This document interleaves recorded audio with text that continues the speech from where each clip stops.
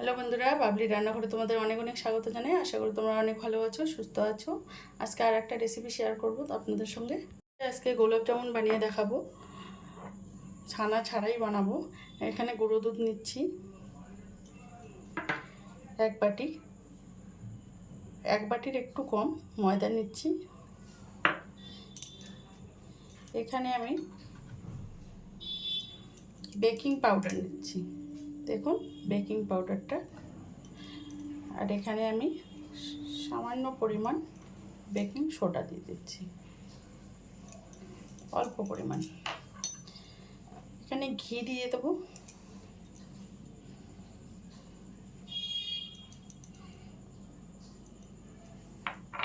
এটাকে ভালো করে মিশিয়ে নিচ্ছি, সবগুলোর সঙ্গে উপকরণগুলো ভালো করে মিশিয়ে নিচ্ছি। সব উপকরণগুলো আমি ভালো করে মিশিয়ে নিয়েছি। এবার দুধ নিয়েছি, লিকুইড দুধ, এটা দিয়ে আমি একটু অল্প অল্প করে দেব। আর একটা চটচটে ডো তৈরি করে নেব। ডোটা একদম শক্ত ডো হবে না,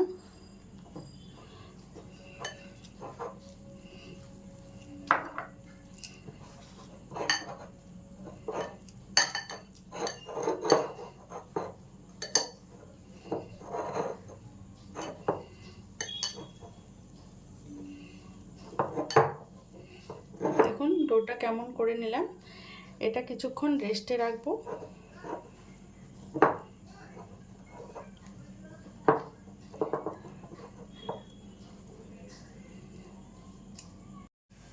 এখানে আমি চিনির সিরাপটা বানিয়ে নেব।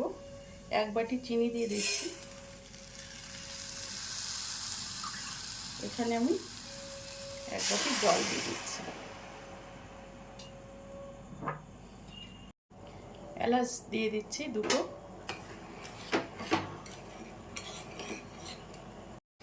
চিনির সিরাপটা কিন্তু রেডি হয়ে গেছে। এটা কোনো তারযুক্ত শিরা হবে না। চিনিটা গলে গেলে 2 মিনিট মতো জাল করলেই হয়ে যাবে, 2-3 মিনিট জাল করলেই হয়ে যাবে। তো চিনির সিরাপটা রেডি হয়ে গেছে, আমি বন্ধ করে দিলাম। ঢাকাটা তুলে নিয়েছি। দেখুন চটচটে ভাবটা অনেকটাই কমে গেছে।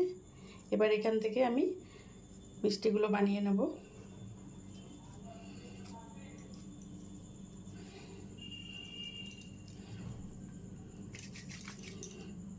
দু হাতে তেল মাখিয়ে নিলাম।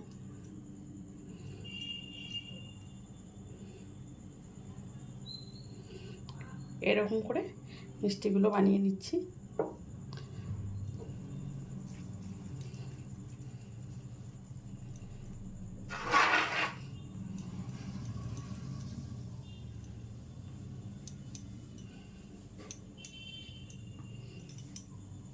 গুলো বানিয়ে নিয়েছি। এখানে আমার 8টা মিষ্টি হয়েছে।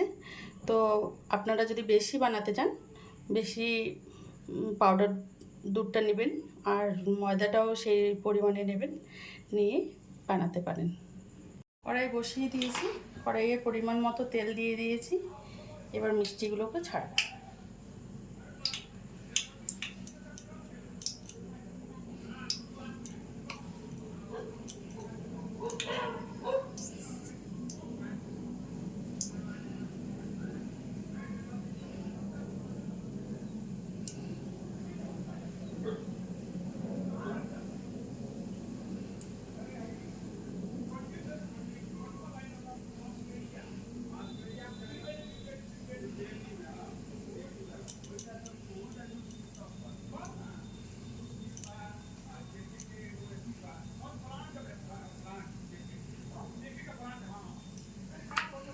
ছেড়ে দিলাম,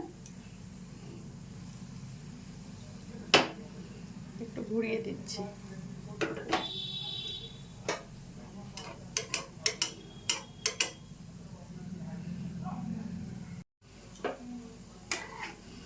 একটু উল্টে দিচ্ছি।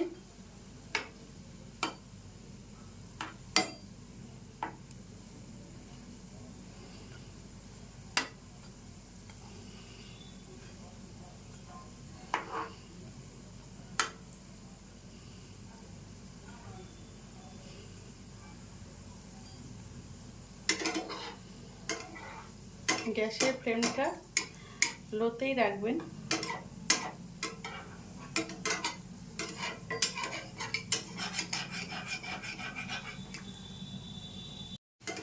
দেখুন কালার কিন্তু চেঞ্জ করতে শুরু করেছে। আপনারা কীরকম কালার রাখবেন তা আপনাদের পছন্দের মতো রাখতে পারেন।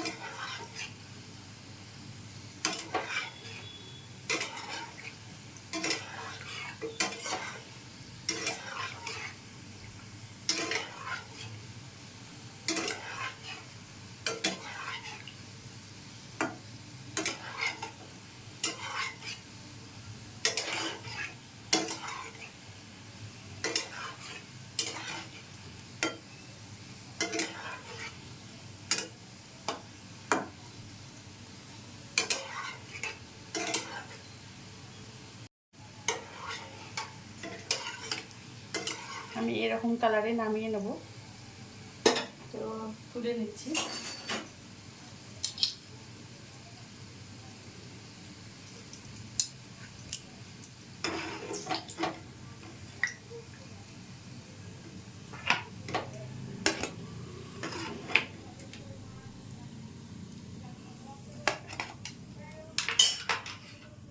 শিরাটাকে একটু গরম করে নিচ্ছি।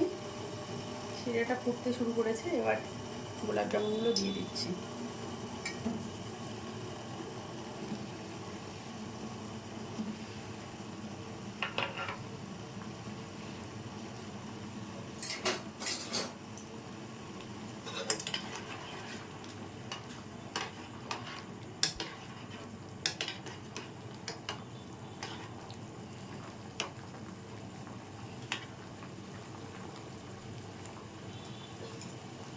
এখন আমি 5 মিনিট মতো জাল করে নিলাম শিরাতে দিয়ে।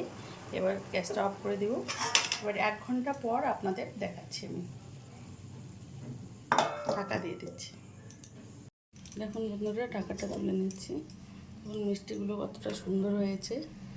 তো আপনারাও একবার বাড়িতে ট্রাই করবেন। এরকম করে বানালে কোনোদিনও খারাপ হবে না। মিষ্টি পারফেক্ট হবে। তো আপনারাও একবার ট্রাই করবেন। আর রেসিপিগুলো যদি ভালো লাগে লাইক, শেয়ার, কমেন্ট এবং সাবস্ক্রাইব করবেন চ্যানেলটাকে। ফিরে আসি নতুন কোনো রেসিপি নিয়ে নতুন কোনো দিনে। আর ফেসবুক পেজ থেকে যারা দেখছেন পেজটা ফলো করে দেওয়ার অনুরোধ করছি। ভালো থাকবেন, সুস্থ থাকবেন।